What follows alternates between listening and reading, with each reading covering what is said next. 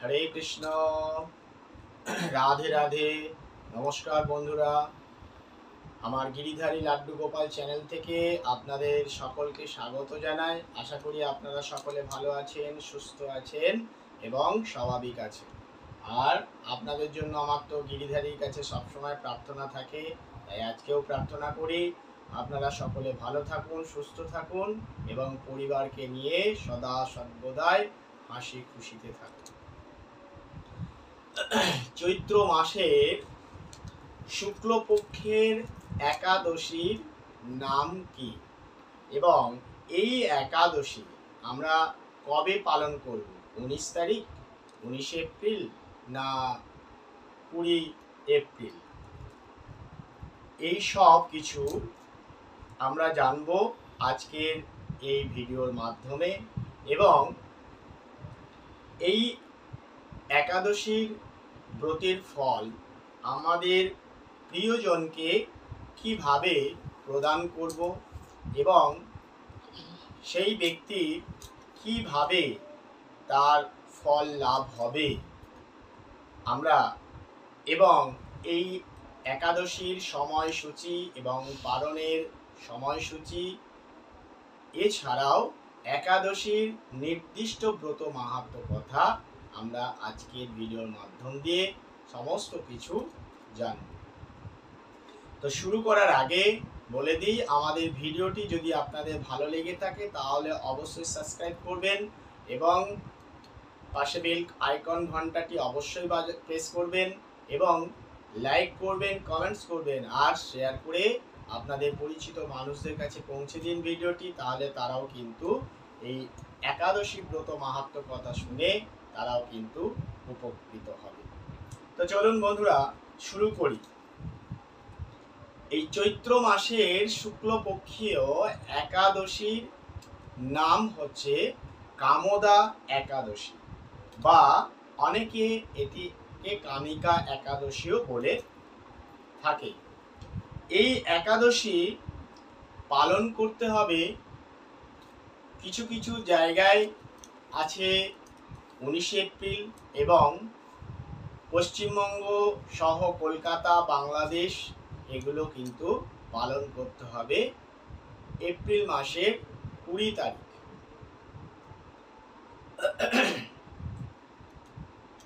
যারা পশ্চিমবঙ্গ বাংলাদেশে আছেন তারা 20 এপ্রিল এবং শনিবার, এবং যারা মুম্বাই, চেন্নাই, দিল্লিতে রয়েছেন তাদের কিন্তু 19 এপ্রিল এই একাদশী ব্রত পালন করতে হবে। পশ্চিমবঙ্গ ও বাংলাদেশে এবং কলকাতায় যারা রয়েছেন তাদের 20 এপ্রিল পালন করতে হবে, কারণ এই ক্ষেত্রে পক্ষবর্ধিনী মহাদ্বাদশী যুক্ত রয়েছে। শাস্ত্র এবং সিদ্ধান্ত অনুযায়ী, চান্দ্র পঞ্জিকা অনুযায়ী এবং ব্রহ্মবৈবর্ত পুরাণে উল্লিখিত রয়েছে যে 8টি মহাদ্বাদশীর মধ্যে এই একটি মহাদ্বাদশী, পক্ষবর্ধিনী মহাদ্বাদশী, এটি অন্যতম মহাদ্বাদশী। তো এই মহাদ্বাদশী পালন না করলে, যদি একাদশীতে কেউ একাদশী ব্রত পালন করে তাহলে তার ব্রতের ফল লাভ হয় না, বরঞ্চ তাকে বহু বছর নরক যন্ত্রণা ভোগ করতে হয়। তাই আপনারা অবশ্যই 20 এপ্রিল এই একাদশী ব্রত বা কামদা একাদশী ব্রত পালন করবেন। যে সকল স্থানে 19 এপ্রিল এই একাদশী ব্রত পালন করতে হবে সেগুলি হচ্ছে ভারতের দিল্লি, বৃন্দাবন, ভুবনেশ্বর, উড়িষ্যা, মহারাষ্ট্র, গুজরাট, আমেরিকা, কুয়েত, কাতার, দুবাই এবং ইউরোপের সকল দেশে। এবং 20 এপ্রিল অর্থাৎ 20 এপ্রিল শনিবার যে সকল স্থানে এই একাদশী ব্রত পালন করতে হবে সেগুলি হচ্ছে ভারতের Paschimbanga, Bihar, Jharkhand, Meghalaya, Manipur, Nepal, Bhutan, Myanmar, Malaysia, Vietnam প্রভৃতি স্থানে। যে সকল স্থানে 20 এপ্রিল ব্রত পালন হচ্ছে সেই ক্ষেত্রে এই কয়েকটি স্থানে পক্ষবর্ধিনী মহা দ্বাদশী যুক্ত রয়েছে। পক্ষবর্ধিনী মহা দ্বাদশী হচ্ছে ব্রহ্ম বৈবর্ত পুরাণে বলা রয়েছে, যদি অমাবস্যা বা পূর্ণিমা সম্পূর্ণ হয়ে যদি পরদিন প্রতিপদ কিছু অংশ থাকে, প্রতিপদ থাকাকালীন যদি সকালেও কিছুটা সময় এই পূর্ণিমা বা অমাবস্যা তিথি থাকে, তাহলে তার পূর্বে যে দ্বাদশী সেই দ্বাদশী মহা দ্বাদশী বা পক্ষবর্ধিনী মহা দ্বাদশী নামে বিবেচিত হয়। তো যারা এই মহা দ্বাদশীতে একাদশী পালন না করে যদি একাদশীতেই একাদশী ব্রত পালন করে থাকে, তাহলে তাকে বহু বছর ধরে নরক যন্ত্রণা ভোগ করতে হয়। তাই চৈত্র মাসের পূর্ণিমা 23 এপ্রিল সারা দিন রাত্রি রয়েছে এবং 24 এপ্রিল সূর্যোদয়ের কিছুক্ষণ আগে পর্যন্ত প্রায় 9 মিনিট পর্যন্ত এই পূর্ণিমা স্থিতি রয়েছে।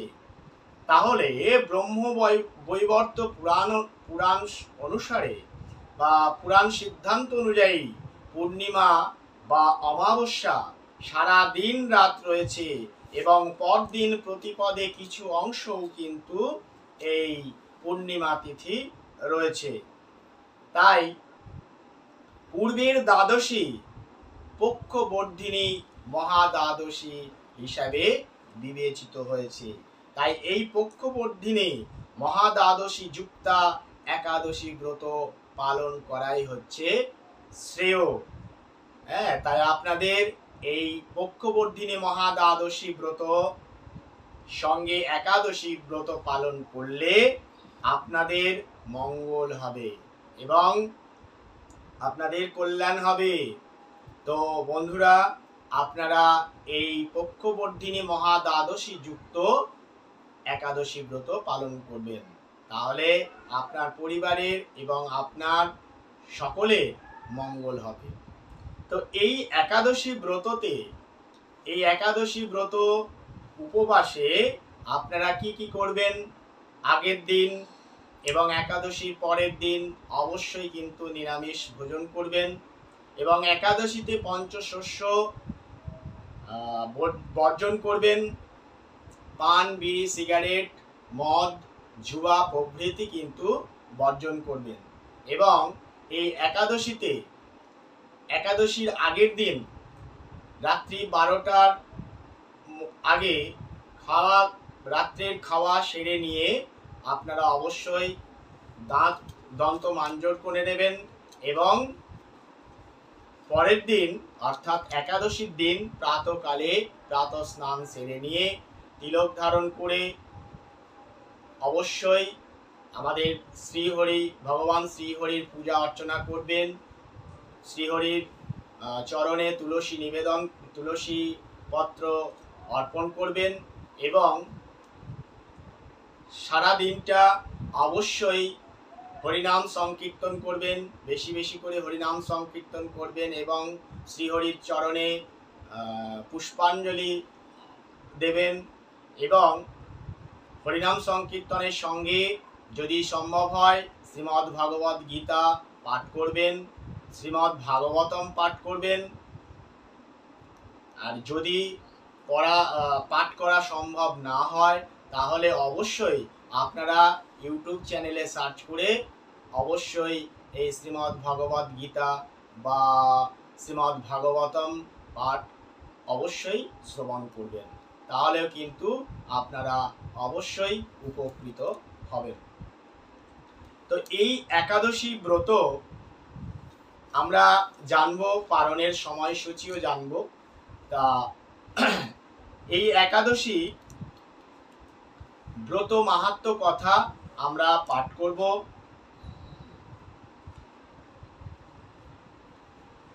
এই কামোদা একাদশী ব্রত মাহাত্ম্য কথা চৈত্র মাসের শুক্লপক্ষের কামোদা একাদশী ব্রত নামে পরিচিত। এই একাদশী ব্রত মাহাত্ম্য কথা বরাহ পুরাণে বর্ণিত রয়েছে। মহারাজ যুধিষ্ঠির বললেন, হে বাসুদেব, আপনি কৃপা করে আমার কাছে চৈত্র মাসের শুক্লপক্ষের একাদশীর মহিমা কীর্তন করুন। শ্রীকৃষ্ণ বললেন, হে মহারাজ, এই একাদশী ব্রত সম্পর্কে এক বিচিত্র কাহিনী বর্ণনা করছি। আপনি এক মনে তা শ্রবণ করুন। পূর্বে মহর্ষি বশিষ্ঠ মহারাজ দিলীপের কৌতূহল নিবারণের জন্য এই ব্রত কথা তিনি কীর্তন করেছিলেন। ঋষি বশিষ্ঠ বললেন, হে মহারাজ, চৈত্র মাসের শুক্লপক্ষের একাদশীর নাম কামোদা। এই তিথি অত্যন্ত পাপনাশক এবং পুণ্যদায়িনী। পূর্বকালে মনোরম নাগপুরে স্বনির্মিত গৃহে বিষধর নাগেরা বাস করত। তাদের রাজা ছিলেন পুণ্ডরিক। গন্ধর্ব, কিন্নর ও অপ্সরাদের দ্বারা তিনি সেবিত হতেন। সেই পুরী মধ্যে অপ্সরা শ্রেষ্ঠ ললিতা ও ললিত নামে গন্ধর্ব স্বামী স্ত্রী রূপে ঐশ্বর্যপূর্ণ এক গৃহে পরম সুখে দিন যাপন করত। একদিন পুণ্ডরিকের রাজসভায় ললিত একা গান করছিল। এমন সময় ললিতার কথা তার মনে পড়ল। ফলে সঙ্গীতের স্বর, লয়, তাল, মানের বিপর্যয় ঘটে গেল। কর্কটক নামে এক নাগ ললিতের মনোভাব বুঝতে পারল। গানের ছন্দভঙ্গের ব্যাপারটি সে পুণ্ডরিক রাজার কাছে জানালো। তা শুনে সর্পরাজ ক্রোধ ভরে কামাতুর ললিতকে, রে দুর্মতি, তুমি রাক্ষস হও বলে অভিশাপ দান করল। সঙ্গে সঙ্গে সেই ললিত ভয়ঙ্কর রাক্ষস মূর্তি ধারণ করল। তার হাত 10 যোজন বিস্তৃত, মুখ পর্বত গুহা তুল্য, চোখ দুটি প্রজ্বলিত আগুনের মতো, ঊর্ধ্বে 8 যোজন বিস্তৃত প্রকাণ্ড এক শরীর সে লাভ করল। ললিতের এই রকম ভয়ঙ্কর রাক্ষস শরীর দেখে ললিতা মহা দুঃখে চিন্তায় ব্যাকুল হলেন। স্বেচ্ছাচারী রাক্ষস ললিত দুর্গম বনে ভ্রমণ করতে লাগলো। ললিতা কিন্তু তার সঙ্গ ত্যাগ করল না। ললিত নির্দয়ভাবে মানুষ ভক্ষণ করত। এই পাপের ফলে তার মনে বিন্দু মাত্র শান্তি ছিল না। পতির সেই দুরবস্থা দেখে ব্যথিত চিত্তে রোদন করতে করতে ললিতা গভীর বনে প্রবেশ করল। একদিন ললিতা বিন্ধ্য পর্বতে উপস্থিত হলো। সেখানে ঋষ্যশৃঙ্গ মুনির আশ্রম দর্শন করে মুনির কাছে হাজির হলো। তার চরণে প্রণাম করে সেখানে দাঁড়িয়ে রইল। মুনিবর জিজ্ঞাসা করলেন, হে সুন্দরী, তুমি কে, কার কন্যা, কি কারণেই বা এই গভীর বনে এসেছো, তা সত্য করে বলো। তদুত্তরে ললিতা বলল, হে প্রভু, আমি বীর ধন্যা গন্ধর্বের কন্যা। আমার নাম ললিতা। আমার পতির পিশাচত্ব দূর হয় এমন কোনো উপায় জানবার জন্য এখানে এসেছি। তখন ঋষি বললেন, চৈত্র মাসের শুক্লপক্ষে কামোদা নামে যে একাদশী আছে, তুমি সেই ব্রত যথাবিধি পালন করো। এই ব্রতের পুণ্য ফল তোমার স্বামীকে অর্পণ করো, তাহলে তৎক্ষণাৎ তার সমস্ত পাপ দূর হবে, বিনষ্ট হবে। বশিষ্ঠ ঋষি বললেন, হে মহারাজ দিলীপ, মুনির কথা শুনে ললিতা আনন্দ সহকারে কামদা একাদশী ব্রত পালন করল। তারপর ব্রাহ্মণ ও বাসুদেবের সামনে পতির উদ্ধারের জন্য আমি যে কামদা একাদশীর ব্রত পালন করেছি তার সমস্ত ফল আমার পতির উদ্দেশ্যে অর্পণ করলাম। এই পুণ্যের প্রভাবে তার পিশাচত্ব দূর হোক। এই কথা উচ্চারণ মাত্রই ললিত শাপ মুক্ত হলো এবং দিব্য দেহ প্রাপ্ত হলো। পুনরায় গন্ধর্ব দেহ লাভ করে ললিতার সাথে সে মিলিত হলো। তারা বিমানে করে গন্ধর্ব লোকে গমন করল। হে মহারাজ দিলীপ, এই ব্রত যত্ন সহকারে সকলেরই পালন করা কর্তব্য। এই ব্রত ব্রহ্মহত্যা, পাপ বিনাশক ও পিশাচত্ব মোচনকারী। এই ব্রত কথা শ্রদ্ধাপূর্বক পাঠ ও শ্রবণে বাজপেয় যজ্ঞের ফল লাভ হয়ে থাকে। তো বন্ধুরা, এই ছিল কামদা একাদশীর ব্রত মাহাত্ম্য কথা। আর এই মাহাত্ম্য কথাটি নির্দিষ্ট মাহাত্ম্য কথা। আপনারাও কিন্তু একাদশী দিনে এই নির্দিষ্ট কামদা একাদশী ব্রত মাহাত্ম্য কথা পাঠ করবেন বা ইউটিউব সার্চ করে আপনারা শ্রবণ করবেন এবং পরের দিন সকালে অবশ্যই যথাসময়ে পালন করে নেবেন। আগের দিন মানে একাদশীর দিন যে পঞ্চশস্য বর্জন করেছিলেন এবং সেই পঞ্চশস্য জাতীয় খাবার প্রস্তুত করে শ্রী হরিকে নিবেদন করে সেই প্রসাদ আপনারা পেতে পারেন এবং অবশ্যই একাদশী ব্রত পালন করতে পারেন। যদি তা সম্ভব না হয় তাহলে আপনারা অবশ্যই পুরীর জগন্নাথ দেবের মহাপ্রসাদ নিয়ে আপনারা কিন্তু এই একাদশী পালন করতে পারেন। অবশ্যই একাদশী পালনের মন্ত্র উচ্চারণ করে অবশ্যই পালন করবেন। তো আমি এখন এই একাদশী ব্রতের পালনের সময়সূচি আপনাদের বলবো।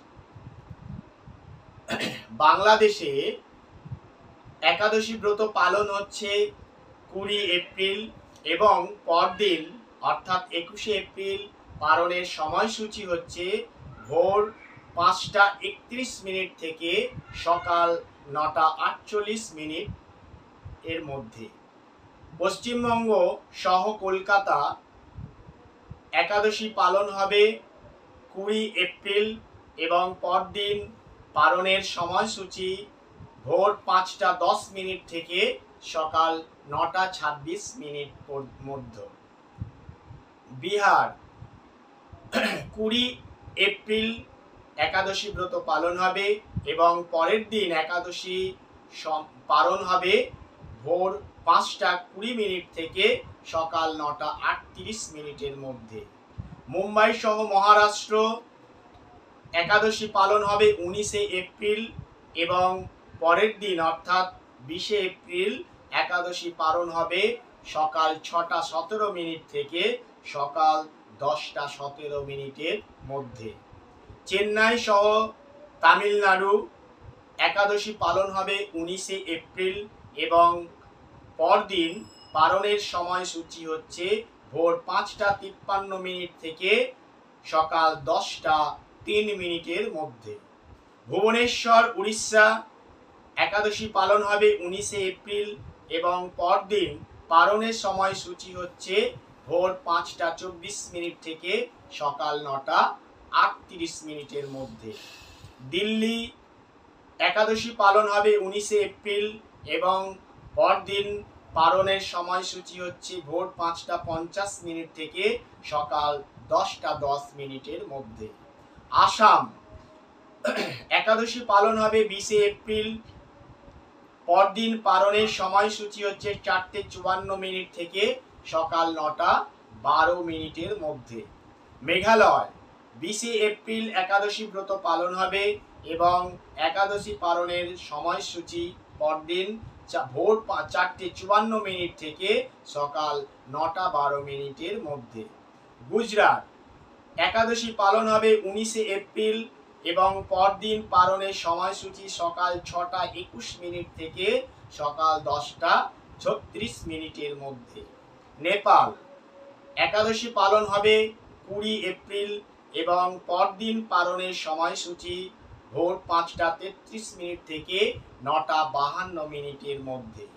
ভুটান একাদশী পালন হবে 20 এপ্রিল এবং পরদিন একাদশীর পালনের সময়সূচি হচ্ছে ভোর 5:31 থেকে সকাল 9:50 মধ্যে। তো এই হচ্ছে পালনের সময়সূচি। অবশ্যই আপনারা নির্দিষ্ট সময়ে এই একাদশীর ব্রতের পালন করে নেবেন। তো বন্ধুরা, আপনারা এই একাদশী কামদা একাদশী ব্রত ভালোভাবে পালন করুন এবং শ্রী হরির নাম সংকীর্তন করুন। অবশ্যই আপনাদের পরিবারের সকলের মঙ্গল হবে এবং আপনি এই একাদশী ব্রত পালন করুন এবং অন্যকেও এই একাদশী ব্রত করার জন্য উৎসাহ প্রদান করুন। ভালো থাকবেন, সুস্থ থাকবেন। আজকে এখানেই শেষ করছি। আবার দেখা হবে নেক্সট ভিডিওতে কোনো না কোনো বিষয় নিয়ে। আবারও বলি, আমাদের ভিডিওটি যদি ভালো লেগে থাকে তাহলে অবশ্যই সাবস্ক্রাইব করবেন এবং পাশে বেল আইকন ঘন্টাটি প্রেস করবেন, সঙ্গে লাইক করবেন, কমেন্টস করবেন আর বেশি বেশি করে শেয়ার করে আপনাদের পরিচিত মানুষদের কাছে ভিডিওটি পৌঁছে দিন। তাহলে তারাও কিন্তু এই একাদশী ব্রত কথা জানতে পেরে অবশ্যই উপকৃত হবে। ভালো থাকবেন, সুস্থ থাকবেন। হরে কৃষ্ণ, রাধে রাধে।